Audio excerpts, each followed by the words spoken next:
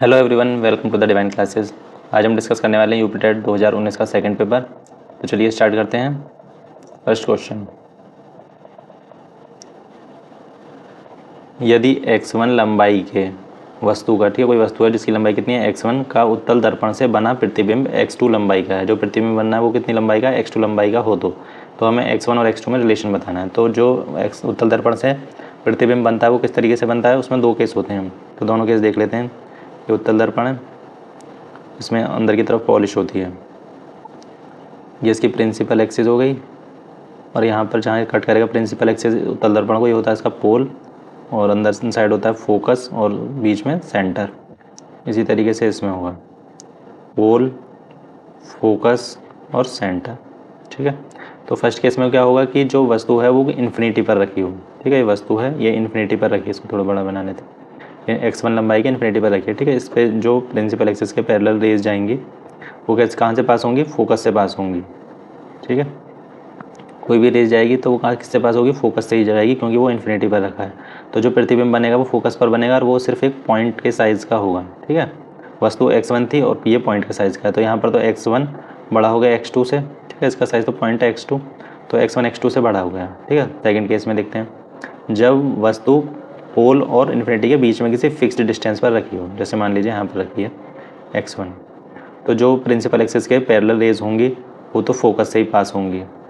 ठीक है, वर्चुअली, बाकी तो इससे रिफ्लेक्ट होकर ऊपर की तरफ चले जाएंगे। उसके अलावा जो अदर होंगी, जो पैरेलल नहीं होंगी, वो किससे पास होंगी, वो होंगी सेंटर से पास। ठीक है, यहाँ से, और ये रिफ्लेक्ट होगी, मतलब वर्चुअली अगर हम इसको पीछे मिलाएंगे तो ये सेंटर से पास होंगी, और वैसे पीछे जैसे आई हैं वैसे ही वापस चली जाएंगी। ठीक है, मतलब उसी लाइन में या उसी डायरेक्शन में। तो यहाँ पर ये इंटरसेक्ट यहाँ पर हुआ है, तो ये इतनी लेंथ का बनेगा हमारा x2। ये जो है, ये क्या है, हमारा प्रतिबिंब है, जहाँ पर दोनों लाइन इंसेक्ट कर रही हैं। ठीक है, तो ये x2 लंबाई का, अभी x1 और ये x2, तो यहाँ पर भी देख सकते हैं कि x1 बड़ा है x2 से। ठीक है, इसमें दो और भी ये चीज़ ध्यान रखने की, उसका नेचर पूछ सकता है कि जो प्रतिबिंब बना वो कैसा बनेगा उत्तल दर्पण में। तो दोनों केस में अपोजिट साइड में बन रहा है, तो कैसे कहेंगे इसे हम, वर्चुअली या आभासी बनेगा। दूसरा सीधा बनेगा।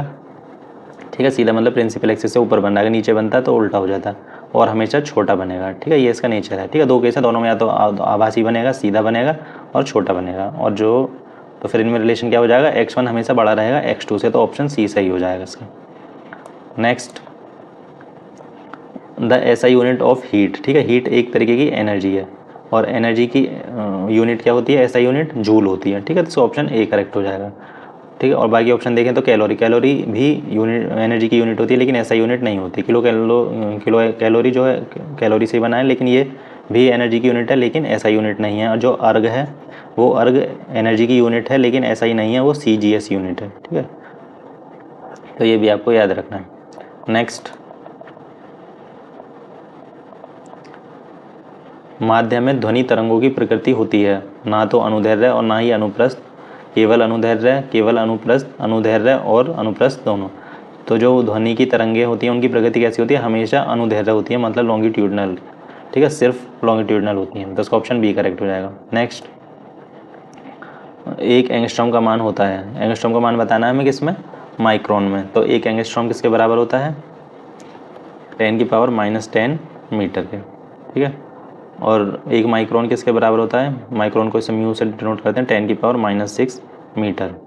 तो इसको ऐसे लिख सकते हैं, 10⁻⁻4 इंटू 10⁻⁻6 मीटर। ठीक है, और 10⁻⁻6 मीटर की वैल्यू कितनी है, एक माइक्रोन, तो इसे लिख सकते हैं 10⁻⁻4 माइक्रोन। तो एक एंगस्ट्रॉम किसके बराबर होगा, 10⁻⁻4 माइक्रोन के बराबर, तो ऑप्शन सी सही हो जाएगा। नेक्स्ट, ध्वनि तरंग की चाल अधिकतम होती है निर्वात में, वायु में, जल में या इस्पात में। तो ध्वनि तरंग की चाल वायु में कितनी होती है, वायु में होती है 332 मीटर पर सेकंड, और जल में होती है इसकी चाल 1493 मीटर पर सेकंड, और निर्वात में होती है इसकी चाल 3463, मतलब समथिंग इतने के बराबर होती है। और जो इस्पात में, स्टील में होती है, वो कितनी होती है, 5960 की। ठीक है, तो सबसे ज़्यादा किस में है, स्टील में, इस्पात में, तो ऑप्शन डी करेक्ट हो जाएगा। नेक्स्ट, निम्न में से कौन जलीय ब्रायोफाइट है, मार्केंसिया पाल्माटा, रिस्किया डिस्कलर, या मार्केंसिया पॉलीमॉर्फा, या रिस्किया प्लूटेंस, ठीक है। तो जलीय जलीय मतलब जो पानी में पाया जाता है, तो वो कौन सा है, रिस्किया प्लूटेंस, ठीक है। ये तालाबों में पाया जाता है अक्सर, तो इसलिए इसका ऑप्शन डी करेक्ट हो जाएगा। नेक्स्ट, निम्न में से कौन पूर्ण स्तंभ परजीवी है या टोटल स्टेम पैरासाइट? विस्कम, अमरबेल, रेफ्लिसिया या चंदन, ठीक है। जो स्टेम में देखा होगा, स्टेम मतलब तने जो बेल होती है, ठीक है, तो वो क्या हो जाएगा, अमरबेल, तो ऑप्शन बी सही हो जाएगा। नेक्स्ट,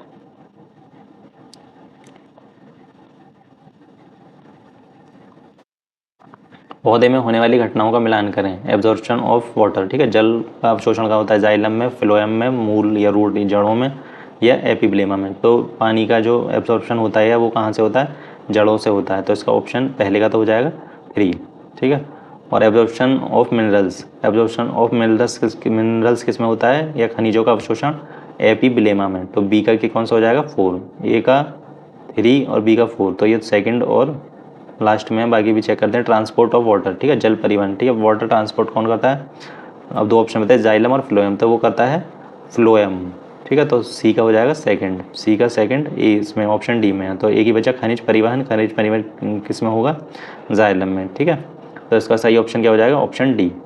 जल अवशोषण रूट में या जड़ों में, जिसे मूल भी कह सकते हैं, और एब्जॉर्प्शन ऑफ मिनरल्स या खनिज अवशोषण वो एपिब्लेमा में, ट्रांसपोर्ट ऑफ वाटर फ्लोएम, और transport of minerals xylem. Next, स्थानिक जातियां हैं, स्थानिक मतलब किसी पर्टिकुलर स्थान पर पाई जाने वाली जातियां बताना। तो वे पौधे और जंतु जो सामान्य हों और संसार भर में फैले हों, ठीक है, नहीं संसार भर में नहीं, वो किसी पर्टिकुलर एरिया में हों। वे पौधे और जंतु जो केवल एक विशिष्ट भौगोलिक क्षेत्र में पाए जाते हों, ठीक है, केवल एक क्षेत्र में पाए जाते हों, तो इसलिए इसका ऑप्शन बी करेक्ट हो जाएगा।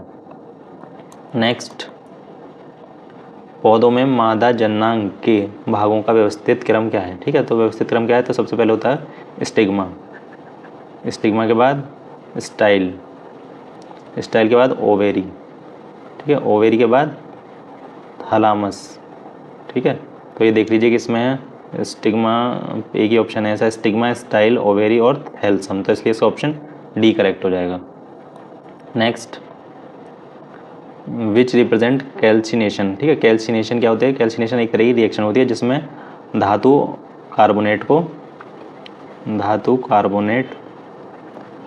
या धातु हाइड्रोक्साइड को किस में चेंज किया जाता है, धातु ऑक्साइड में, ठीक है, धातु ऑक्साइड में, उसे कहते हैं हम कैंसिलेशन रिएक्शन। तो धातु कार्बोनेट, और यहाँ धातु कार्बोनेट है मतलब मैग्नीशियम कार्बोनेट है, और ये किस में चेंज होता है, धातु मैग्नीशियम ऑक्साइड में, ठीक है, तो ये पहला ही ऑप्शन ठीक हो जाएगा। बाकी भी चेक कर लेते हैं, यहाँ पर ना तो कार्बोनेट है ना ऑक्साइड है सेकंड रिएक्शन में, और थर्ड में भी ना तो कार्बोनेट है ना ही हाइड्रोक्साइड है, और फोर्थ में भी ना ही कार्बोनेट है ना ही हाइड्रोक्साइड है, लेकिन इसमें धातु ऑक्साइड जरूर बनना है, लेकिन हमें किसको चेंज करना है, या तो धातु कार्बोनेट को चेंज करना है धातु ऑक्साइड में, या धातु हाइड्रोक्साइड को चेंज करना है धातु ऑक्साइड में, तो इसलिए इसका ऑप्शन ए सही हो जाएगा। नेक्स्ट, कौन सी रंगीन गैस लेड एसीटेट पेपर को काला कर देती है, SO2, Cl2, H2S या Br2, ठीक है, तो लेड एसीटेट क्या होता है, ये होता है CH3COO का होल ट्वाइस इंटू Pb। अगर इसकी रिएक्शन हम कराएंगे H2S से, तो हमें क्या मिलेगा, PbS और 2CH3COO, ठीक है, तो ये PbS बना है, ये कैसा होता है, ये होता है लेड सल्फाइड होता है इसका नाम, ठीक है, लेड सल्फाइड, और ये किस फॉर्म में होता है, कैसे कलर की फॉर्म में होता है, ब्लैक कलर की फॉर्म में होता है, ठीक है, तो हमसे ये तो पूछा है कि काला कर देता है, तो कौन सी गैस कर देगी, H2S, तो ऑप्शन सी सही हो जाएगा। नेक्स्ट क्वेश्चन, निम्न यौगिकों पर विचार कीजिए, BF3, IF7, CO2, PCl5, ठीक है, इन यौगिकों में कौन इलेक्ट्रॉन स्नेही है। इलेक्ट्रॉन स्नेही का मतलब होता है जो इलेक्ट्रॉन को एक्सेप्ट कर पाए या ग्रहण कर पाए, ठीक है, जो इलेक्ट्रॉन के पेयर को एक्सेप्ट करे, ठीक है, या उसे इंग्लिश में हम इलेक्ट्रोफाइल्स भी बोलते हैं। अगर हम BF3 की बात करेंगे तो BF3 इस तरीके से होगा, तो उस पर कितने, एक बॉन्ड पर 2 इलेक्ट्रॉन, 2 और 2, ठीक है, तो तीनों तरफ से 2 2 मिल गए, तो उसके पास कितने हो गए, 6, लेकिन ऑक्टेट पूरा करने के लिए कितने होने चाहिए, 8, ठीक है, तो इस पर अभी भी एक पेयर ऑफ इलेक्ट्रॉन आ सकता है, ठीक है, तो ये कैसा है, अभी खाली है, या अभी ग्रहण करने की कैपेबिलिटी है इसके पास, तो कर सकता है, तो ये कैसा हो जाएगा, इलेक्ट्रॉन स्नेही, ठीक है। इसी तरीके से आप इन सभी को चेक करेंगे, जैसे इसके पास 7 दूनी 14, तो ऑक्टेट पूरा होने के लिए कितने चाहिए, 18, तो इसके पास भी स्पेस है, ग्रहण कर सकता है, तो ये भी हो जाएगा CO2। इसी तरीके से चेक करेंगे तो CO2 भी इलेक्ट्रोफाइल है और PCl5 भी, ठीक है। तो ये चारों ही इलेक्ट्रोफाइल हैं। तो कौन सा ऑप्शन सही हो जाएगा? 1 2 3 4, ठीक है। तो पहला ही ऑप्शन सही हो जाएगा क्योंकि चारों ही इलेक्ट्रोफाइल या इलेक्ट्रॉन स्नेही हैं, ये मतलब कि चारों इलेक्ट्रॉन ग्रहण कर सकते हैं। नेक्स्ट क्वेश्चन, निम्न में से कौन सा नाभिक स्नेही योजक अभिक्रिया के लिए सबसे अधिक क्रियाशील है, ठीक है। क्रियाशील मतलब सबसे ज़्यादा रिएक्टिव है योजक एडिशन रिएक्शन के लिए। तो इसमें चारों में देखेंगे CHO CHO CHO ग्रुप, ठीक है, चारों में है। लेकिन यहाँ पर इसमें NO2 है और यहाँ C6H5 है, CH3 है और CH3O है। तो इन चारों में जो है NO2 नाइट्रोजन ऑक्साइड कैसा है? ज़्यादा नेगेटिव है। तो वो नेगेटिव है तो वो अपनी तरफ क्या करेगा? वो एडिशन वाले को या इलेक्ट्रॉन को अपनी तरफ आकर्षित करेगा। तो ये एडिशन योजक अभिक्रिया के लिए सबसे ज़्यादा क्रियाशील होगा। तो इसका ऑप्शन ए सही हो जाएगा। नेक्स्ट, आवर्त सारणी में एक वर्ग में ऊपर से नीचे जाने की ओर विद्युत ऋणात्मकता के मान में कमी होती है, परमाणु त्रिज्या में वृद्धि होती है या आयनन एंथैल्पी के मान में कमी होती है, ठीक है। जब हम ऊपर से नीचे जाते हैं तो नीचे जाएंगे तो एटॉमिक नंबर बढ़ेगा, एटॉमिक नंबर बढ़ेगा तो उसमें क्या बढ़ेंगे? इलेक्ट्रॉन बढ़ेंगे, इलेक्ट्रॉन बढ़ेंगे तो उसमें इलेक्ट्रॉन नेगेटिविटी बढ़ेगी, ठीक है।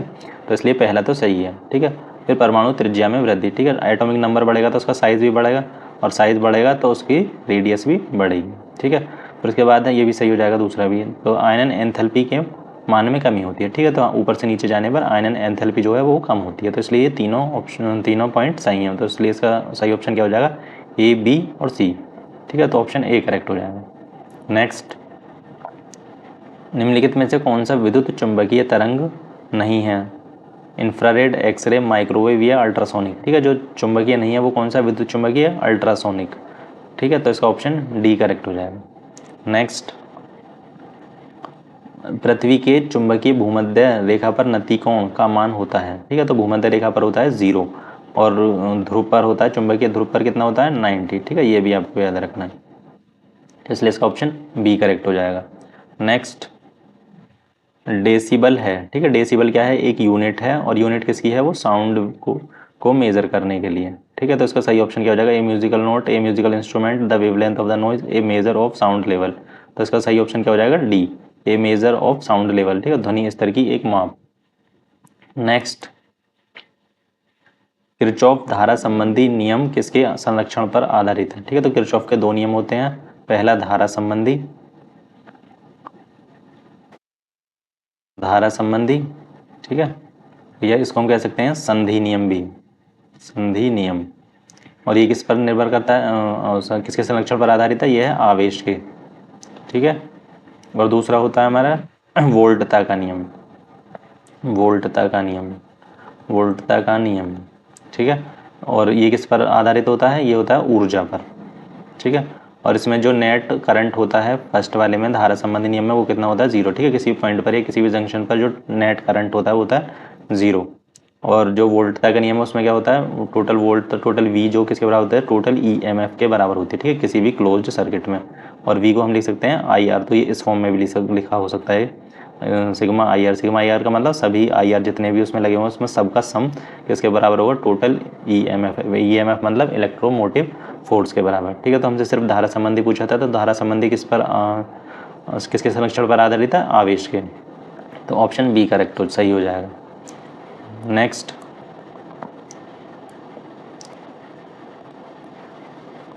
m द्रव्यमान के एक कण की गतिज ऊर्जा E है, इसका संवेग होगा।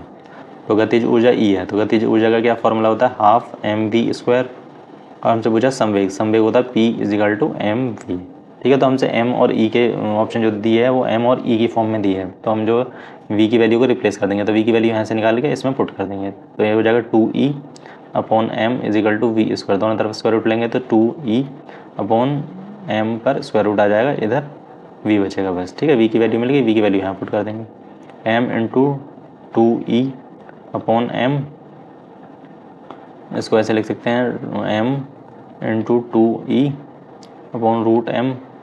और √m से √m कैंसिल करेंगे इसको m से, तो √m टाइम्स कैंसिल होगा, तो √m × 2√e, ये दोनों मल्टीप्लाई में, तो इनको एक साथ एक ही रूट में लिख सकते हैं, तो जाएगा 2m और e, 2me मतलब ऑप्शन ए करेक्ट हो जाएगा, ठीक है। यहाँ हमने से कैसे कैंसिल किया था कि अगर m को हम ऐसे लिख सकते हैं √m × √m, तो एक √m से m कैंसिल हो जाएगा, तो कितना बचेगा?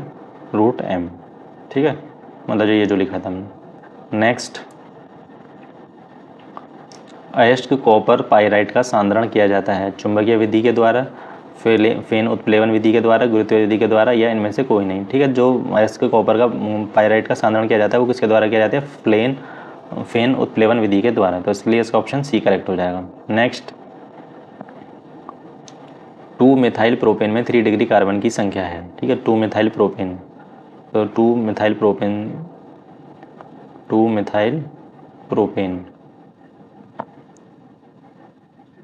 तो 3 डिग्री का मतलब है कि ऐसा कार्बन जो 3 और कार्बन से जुड़ा हुआ हो। तो वो कैसा है? बस ये एक ही है जो यहाँ पे से भी कार्बन से जुड़ा हुआ है, यहाँ पर भी और नीचे भी। ठीक है, तो क्या सोचा कह सकते हैं 3 डिग्री कार्बन। ठीक है, तो यहाँ पर कितने हैं? ऐसे सिर्फ एक ही कार्बन है, क्योंकि ये भी सिर्फ एक ही कार्बन से जुड़ा हुआ है, ये भी और ये भी। तो 1 डिग्री कार्बन की वैल्यू कितनी है? 3, और 3 डिग्री कार्बन की वैल्यू कितनी है? 1। इसलिए उसका ऑप्शन बी सही हो जाएगा। नेक्स्ट, निम्नलिखित यौगिक का IUPAC नेम क्या होगा? ठीक है, जब इस OCH3 ग्रुप आ जाता है तो ये होता है मैथॉक्सी। ठीक है, मैथॉक्सी। और 1 2, अगर हम इधर से काउंट करेंगे तो 1 और 2, या नीचे से काउंट करें तो 1 और 2। ठीक है, तो 2 नंबर पर 2 मैथॉक्सी है, तो 2 नंबर पर मैथॉक्सी सिर्फ सी और डी ऑप्शन में है। ठीक है, उसके बाद हमें क्या देखना है? 1 2 3 कार्बन है इस ग्रुप के अलावा। ठीक है, इस ग्रुप के लिए तो मैथॉक्सी आ गया, उसके अलावा कार्बन देंगे 1 2 3। तो 3 के लिए क्या यूज़ होता है? प्रोप, और यहाँ सिंगल बॉन्ड है तो उसके लिए एन और लग जाएगा। ठीक है, तो क्या हो जाएगा? 2 मैथॉक्सी प्रोपेन। तो इसका ऑप्शन डी सही हो जाएगा, 2 methoxy propane. Next question, the bond energy for catenation next to carbon is. Carbon के बाद श्रृंखलन हेतु बंद ऊर्जा है। ठीक है, तो कार्बन की कितनी होती है? 85 किलो कैलोरी। उसके बाद होती है सबसे ज़्यादा सिलिकॉन की, कितनी होती है? 50 प्लस होती है, 50 के समथिंग, 53 होती है शायद। ठीक है, तो उससे पहले किसी की भी नहीं होती, तो कार्बन के बाद किसकी होती है? सिलिकॉन की। तो ऑप्शन डी सही हो जाएगा। नेक्स्ट, पदार्थ X के NX मोल को पदार्थ Y के NY मोल में घोला गया। ठीक है, कोई पदार्थ X है उसके NX मोल लिए, और कोई पदार्थ Y है उसके NY मोल लिए, उसको दोनों को मिक्स किया गया। ठीक है, तो एक सॉल्यूशन बन गया। अब सॉल्यूशन में टोटल मोल कितने हो गए? NX प्लस NY, ये हो गए टोटल। तो अब हमसे क्या ये पॉइंट दिया हुआ है कि पदार्थ X और Y के मोल अंशों का योगफल 1 होता है। ठीक है, तो चेक करते हैं कि मोल अंश निकालते कैसे हैं। अगर X के निकालेंगे, ठीक है, X के निकालेंगे तो X के कितने हैं? NX। फ्रैक्शन की बात करें तो N के NX हैं, और टोटल कितने हैं? NX plus NY। ठीक है, और Y के निकालेंगे तो Y के कितने हैं? NY, और टोटल कितना है? NX plus NY। ठीक है, मूल अंश की बात कर रहा है, मतलब फ्रैक्शन की बात कर रहा है। मूल फ्रैक्शन ये इंग्लिश में भी लिखा हुआ है। तो फ्रैक्शन के लिए क्या करते हैं? जितना वो पार्ट है उसको लिख लीजिए, जैसे X के NX हैं और अपॉन में टोटल, Y के NY हैं और नीचे अपॉन में टोटल। अब इन दोनों को प्लस कर दीजिए, X के मोल और Y के मोल कितने हो जाएंगे? NX plus NY upon NX plus NY। ठीक है, ये पूरा कैंसिल हो जाएगा, तो ये कितना बचेगा? 1। तो ये पॉइंट जो सही है, ठीक है, कि उनका जो योग होगा वो 1 होगा, तो ये तो सही है। बी चेक करते हैं, mole fraction of X is equal to number of moles of X of number of moles of solution. तो number of moles of X कितने? NX upon number of moles of solution. तो solution का मतलब total, तो उस कितने? NX plus NY। ठीक है, यही हमने लिखा था, तो ये भी सही है। बी ऑप्शन, बी पॉइंट भी सही है। और सी देखते हैं, mole fraction of Y is equal to NY upon NX plus NY, ये भी ठीक है। और D, mole fraction of X is equal to NX upon NY plus NY। ठीक है, ये NY और NY नहीं आएगा, NX प्लस NY आएगा। ठीक है, तो इसके A B और C सही हैं, D सही नहीं है। ठीक है, क्योंकि इसमें NY प्लस NY दिया था, लेकिन टोटल के लिए NX upon NX plus NY होगा, तो इसलिए इसका ऑप्शन A B और C, तो ऑप्शन A करेक्ट हो जाएगा। ठीक है, A B और C। नेक्स्ट, निम्नलिखित में से कौन सा विटामिन हार्मोन्स की तरह कार्य करता है? Vitamin E, vitamin B, vitamin C और विटामिन डी। ठीक है, जो हार्मोन्स की तरह काम करता है वो होता है विटामिन डी। और विटामिन डी से कौन सा रोग होता है? रिकेटस। ठीक है, रिकेटस। और इसके विटामिन डी के सोर्स क्या हैं? स्रोत दूध, दही, मक्खन, ये सब इसके क्या हैं? सोर्स हैं। ठीक है, मतलब सोर्स मतलब कहाँ से मिलता है वो, या कहाँ पाया जाता है। तो दूध, दही और मक्खन में विटामिन डी मिलता है, तो इसका ऑप्शन डी सही हो जाएगा। ठीक है, नेक्स्ट, 5 जगत वर्गीकरण विधि के द्वारा बैक्टीरिया और नील हरित शैवाल को शामिल किया गया है। ए पादप में, प्रोटिस्टा में, कवक में या मोनेरा में। ठीक है, 5 जगत की बात करिए तो 4 तो इसमें दिए हैं, तो 5वां क्या होता है? 5वां होता है जंतु। ठीक है, ये भी पता होना चाहिए। एक बार इसको देख लेते हैं सभी को, किसमें कौन कौन से होते हैं इसके अलावा भी। पहले इसका ऑप्शन देख लेते हैं, इसका नील हरित शैवाल। ठीक है, नील हरित शैवाल किसका एग्जाम्पल है? ये है मोनेरा का। तो इसका ऑप्शन डी सही हो जाएगा। लेकिन इसके बारे में और थोड़ा सा देख लेते हैं। तो सबसे पहले होता है मोनेरा। ठीक है, मोनेरा। मोनेरा में कैसे वो पाए जाते हैं? हो जाते हैं प्रोकायोटिक। प्रोकैरियोटिक। प्रोकैरियोटिक मतलब जिनमें न्यूक्लियस, जिनके सेल में न्यूक्लियस एब्सेंट होता है या नॉट वेल डिफाइन होता है। ठीक है, दूसरा कौन सा होता है? दूसरा होता है प्रोटिस्टा। प्रोटिस्टा। प्रोटिस्टा में कैसे पाए जाते हैं? इसमें पाए जाते हैं एक कोशिकीय, एक कोशिकीय या यूनिसेलुलर, जिसमें सिर्फ एक ही सेल होती है, एक कोशिकीय, एक कोशिकीय तथा यूरोकैरियोटिक। यूकैरियोटिक। ठीक है, यूकैरियोटिक मतलब जिसमें ऐसे सेल जिसमें न्यूक्लियस प्रेजेंट होता है। थर्ड होता है फंजाई। फंजाई में क्या से पाए जाते हैं? उसमें पाए जाते हैं यूकैरियोटिक और तथा बहुकोशिकीय। बहुकोशिकीय मतलब जिसमें एक से ज्यादा सेल हो। और नंबर 4 होता है पादप। पादप में कौन से पाए जाते हैं? यूकैरियोटिक, यूकैरियोटिक तथा बहुकोशिकीय। बहुकोशिकीय। और नंबर 5 होते हैं जंतु। उसमें कौन से पाए जाते हैं? उसमें पाए जाते हैं यूकैरियोटिक तथा बहुकोशिकीय, जो मतलब इसी में पाए जाते हैं, यूकैरियोटिक तथा बहुकोशिकीय।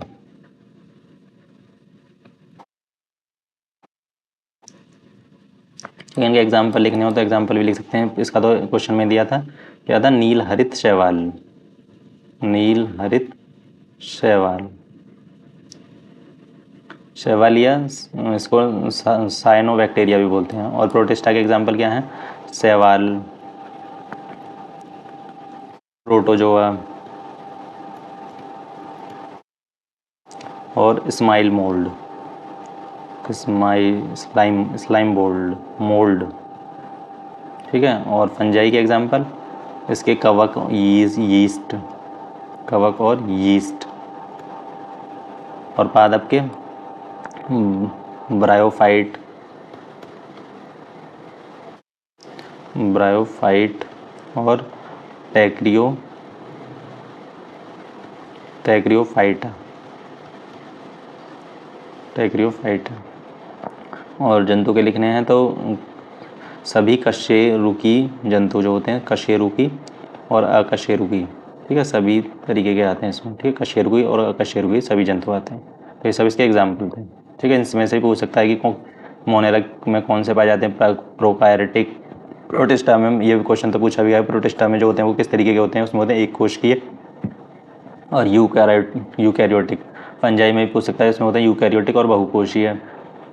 पादप में यूकैरियोटिक और बहुकोशीय, और जंतु में यूकैरियोटिक और बहुकोशिकीय। इसमें सेम ही होते हैं तीनों में। तो इसका ऑप्शन क्या हो जाएगा? इसका ऑप्शन डी सही है। नेक्स्ट,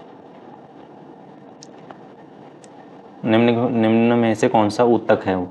फेफड़े, अंडाशय, ब्लड या किडनी। ठीक है, तो ऊतक क्या है? ब्लड। ऊतक क्या होता है? जो बहुत सारे सेल से मिलकर बनता है। ठीक है, तो इसका ऑप्शन सी सही हो जाएगा, ब्लड।